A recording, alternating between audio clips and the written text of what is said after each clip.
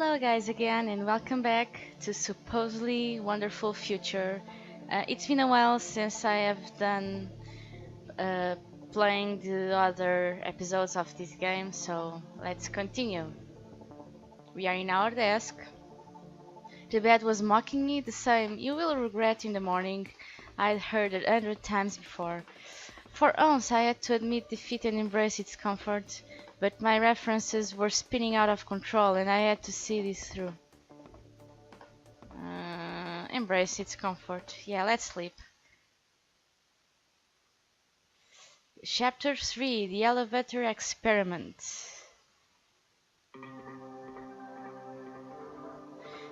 Hey Michael, how was your night today? Better than the previous one, thank you. My nights are a waste of time. Hurry up, let's do more crazy quests. You sleep deprived. Enthusiasm is adorable. So, about today's problem. Where should I start? You already know that Life Plus happens to enjoy the status of the world's biggest and most resourceful company at the moment, right? Everybody keeps saying that. Well, according to our status, we also enjoy having the world's biggest physical data storage facility. A lot of servers piled up in one place, all nice and secure and pretty much impossible to hack, because we hold track anyone skillful enough to do it before they can do it, and then employ them with awesome salary and benefits and stuff. Sounds good to me. We also have supercomputers to help us and do some hardcore firewalling in case our preventive recruitment strategy fails. Go on. We also spend a fair amount of resources on real-world security measures, so sneaking into the facility without leaving any traces should not be feasible.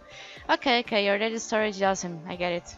What I'm trying to say is that it's very unrealistic for any human being to meddle with our service without us knowing it, which is an important notion, because that's exactly what happened.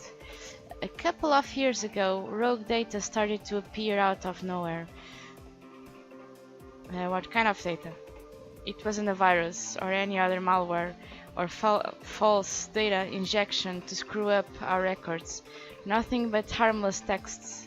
Somebody said hello and asked if we could have a chat.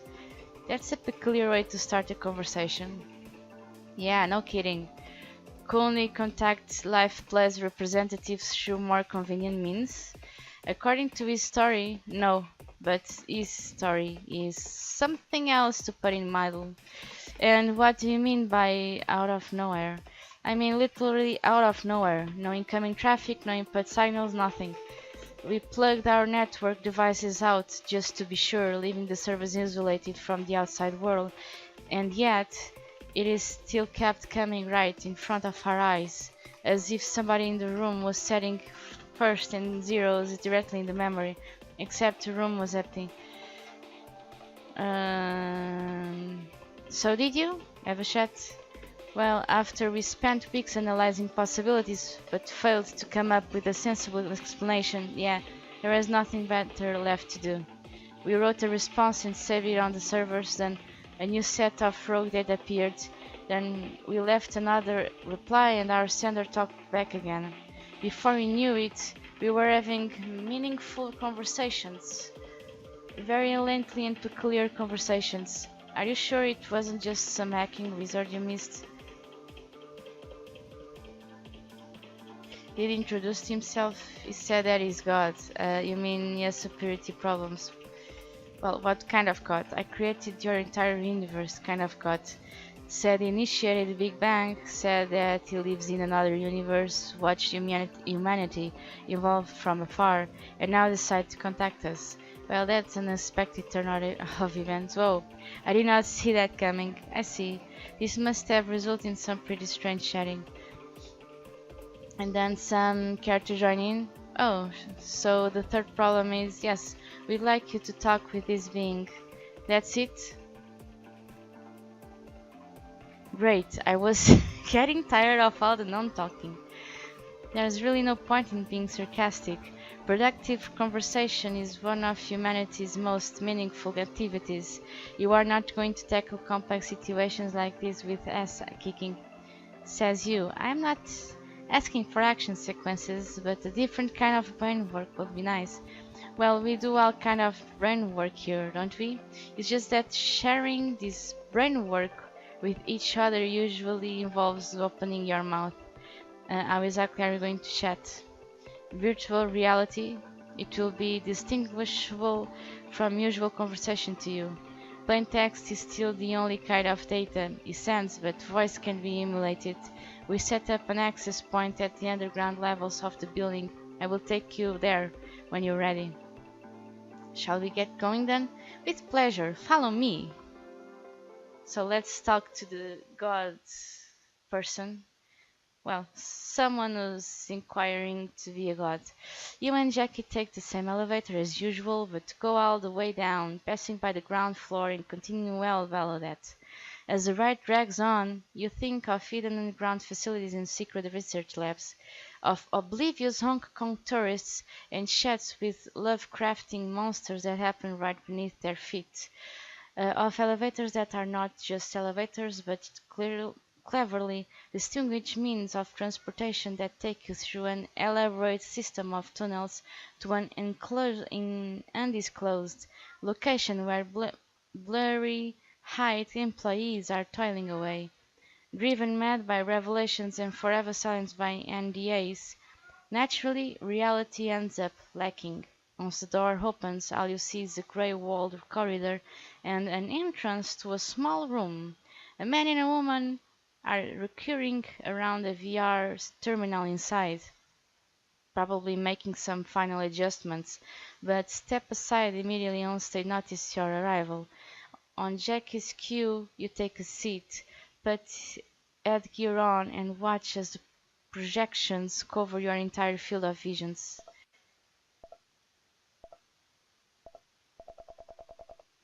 Virtual reality set is online. Initial instructions are loaded. Executing command. Call to user ID 203419987. Establishing connection. Please note, the user you are all about to talk to has not provided any visual input. To improve visual reality experience and facilitate an emotional state, yeah. It's too fast. A minute later, you hear a voice sounding in your head. It feels completely natural, hitting all the tones and emotional subtleties as a typical human would. The spoken words, however, come to you as a bit of surprise. Hey man, thank you so much for coming and having this chat with me. Didn't have much choice. Yeah, you're welcome. Cool, so shall we get right to it? There's stuff I'm dying to show you. Show me?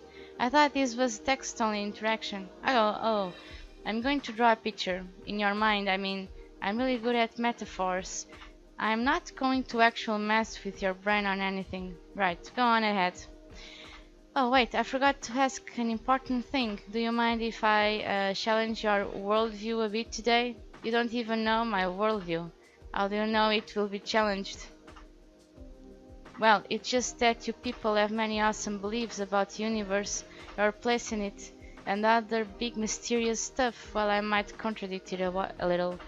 Does it have something to do with you being God? I'm open-minded enough to handle it. Cool. Just consider it a thought experiment, okay? Whether it's true or false is actually not too important, if you say so. So, imagine like stairs that go through an entire building, from the first floor to the last, or an elevator. I don't even need to imagine an elevator. I wrote one 10 minutes ago. That's great. A perfect metaphor then. Now, instead of apartments or offices, there are universes. What kind of universes? The kind you live in, with galaxies, nebulas, stars, planets and stuff. Your entire universe is on the first floor.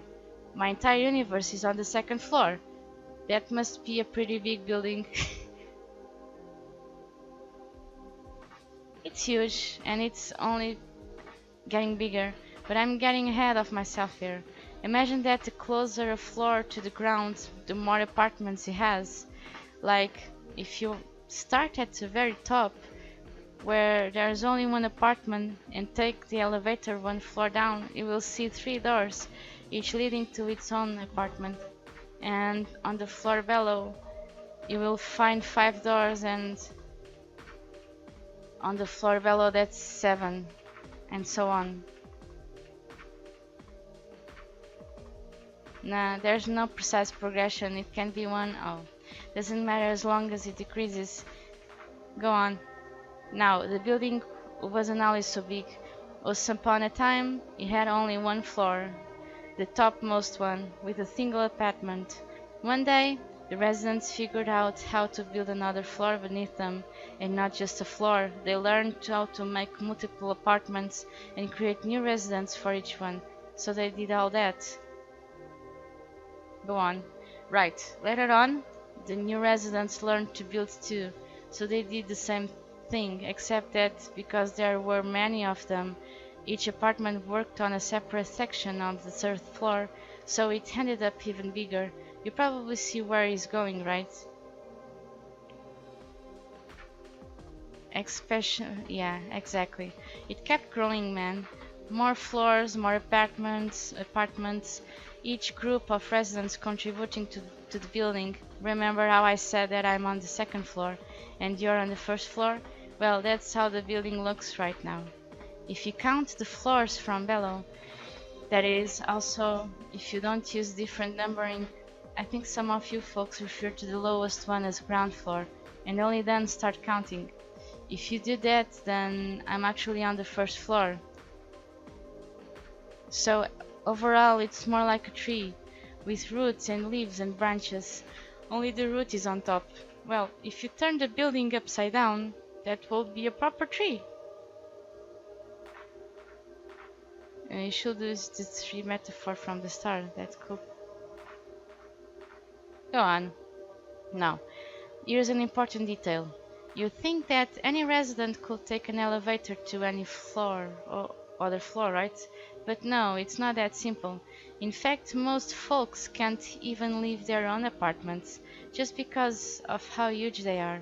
Also because physics, and even if they could, riding the elevator is just too hard, so sadly, they are left with no means to communicate. Go on.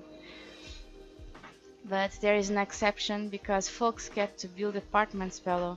They can create communication channels while doing so, like small holes to put notes through. It's pretty complicated, but some manage to do it. But nobody uses the elevator. Does it have to be small holes?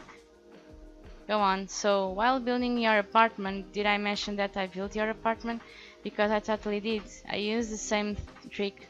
Left a small hole I could use to talk with you guys when the time is right. That's why we are having this conversation. And that's it. The materiality as we know it, the hierarchy of worlds. Your universe is enormous and totally awesome, but even that is just one apartment in the building, which is kinda I created. I mean the apartment, not the entire building of course, yeah. That was one of the most useless metaphors I heard. Don't you think it would have been easier to explain without... Do you seriously expect me to believe that? You might be right, but I did carry the message across, didn't I? We can drop the metaphor now if you want. Metaphor or not, do you seriously expect me to believe that? No, dude, of course not. If you don't want to believe, please don't. By all means, question me. Laugh at how ridiculous the whole thing sounds, that will be only logical. I just want to share cause I'm honestly so excited about this stuff. I look at your universe and I just can't get enough. It takes some perspective to appreciate the things around you, and I thought I could help a bit. Well, I'll need to hear more before I can say something. Well, what do you want from me now? Let's keep the experiment going. Come on, aren't you intrigued, confused, irritated? Whatever it is, whose intent hit me? With questions, I mean, not just with your fist, and not with your leg either. Not physically. you won't be able to do anyway with us living in a different universes and stuff, but even if you could, I hope I didn't annoy you so much. Like, I probably did annoy you a bit, but hopefully not enough to resort to violence. That's the spirit. How did you create our universe? You don't sound anything like a creator of a whole universe.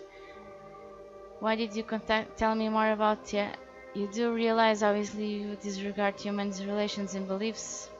Why did you create our universe? You don't sound...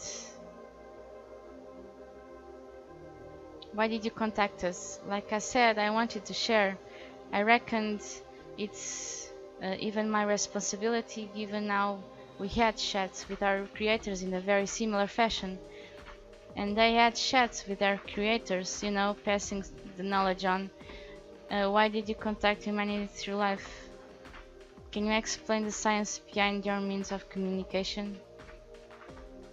Why now? Anything special about this particular point in the human story? Hard to say, really. I could probably name you a whole list of special stuff, but then again, I could do that for any point in history, human or otherwise. I think a better answer is I just got tired of waiting. Had to share, man. Is it obligatory to share the knowledge? No, of course not. Some even think it's harmful. They argue that every universe should be completely self-contained and self-reliant, but I personally don't see any harm. I mean, as cool as it is, it won't turn your whole world upside down, right? Daily life will continue. You'll just know a bit more than before. Does it have to be so limited? Why did you contact humans through life? I just chose a spot that will attract attention. My tale is pretty wild, as you can see, so I try to reinforce it with some art to ignore facts, you know, life hacking into the most secure data storage of the planet. That's because it's not science, it's mystery's magic on the link between the worlds, the great portal that binds all existence together through ancient rituals. It grants me strength so I can see beyond the veil and converse with my children.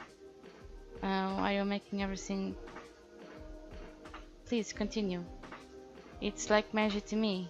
It's some kind of natural phenomenon common to all worlds. And I only know which buttons to press. Metaphorically, I mean, there aren't any real buttons involved.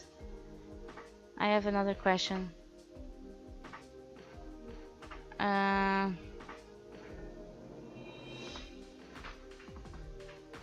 I didn't exactly make it myself. I just allow you folks to do it, and that's simply a consequence of having free will.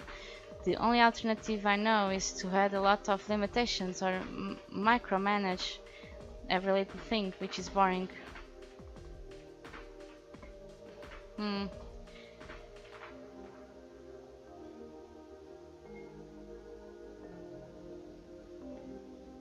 I wanted to, that's it? I guess so. Why do you need a very reason to create something?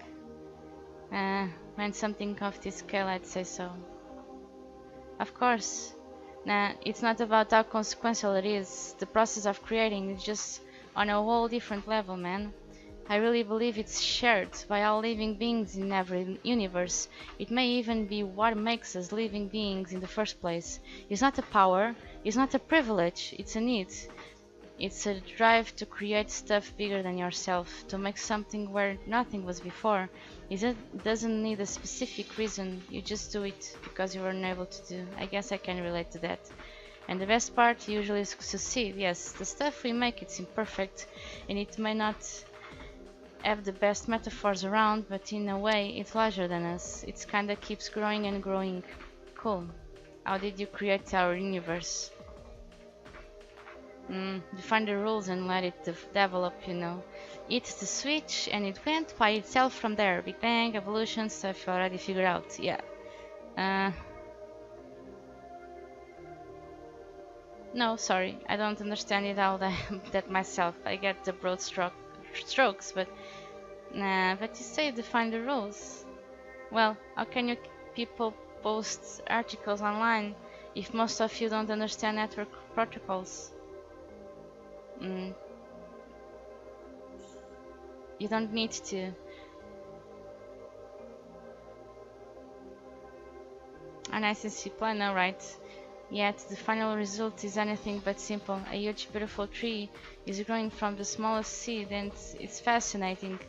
See what I did there? Tree, seeds. Can you control things? No, I just watch. Right now, I have no power over your universe than you do. Well, even less actually, because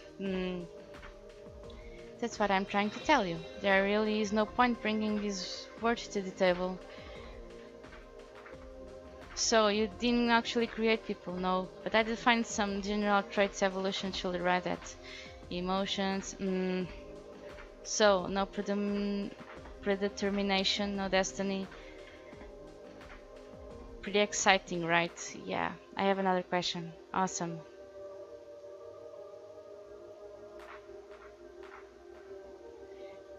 I think I understand what you are then. You sure I'm not in a hurry? I mean, that will have a negative impact of the quality of the conversation even before we actually drop. It's already fascinating as it is. Then I guess it's time to say goodbye. Thanks again for coming, and best of luck to you, whatever crazy stuff you're about to do next. Aren't you gonna ask you what? Whether I believe you or not? It's ultimately not important. Like I said, I don't mind treating. Hmm. But you must be at least curious. I'm already curious, my friend.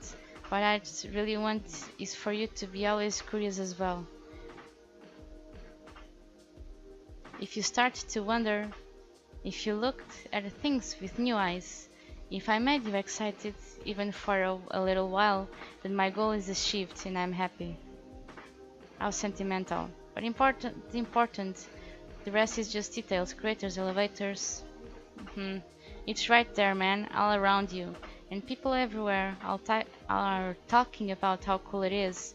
Not just your folks who live inside it, but dudes like me as well. Right, I'll be going then. He's not actually a person. That was weird to say at least. Yes, weird is a very mild word to describe the situation. I don't think I could have invented a stranger problem for you even if I needed to. Is this even for real?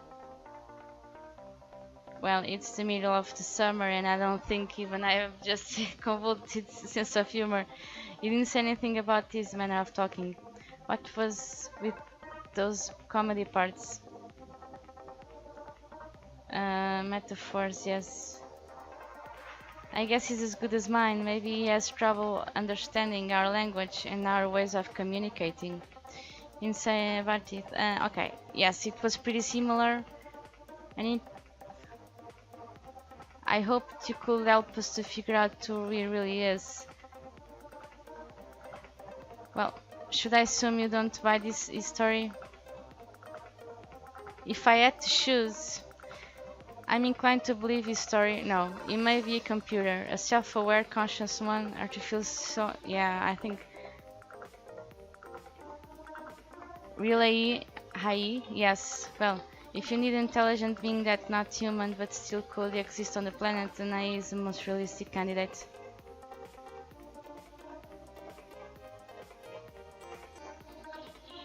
But there are zero indications of any self-awareness so far. In theory, it should come along with human-like behavior. The fact that don't do it doesn't mean they can't. What do you mean? I think the problem here is the assumption that awakening is necessarily noticeable, like the moment a machine gains self-awareness.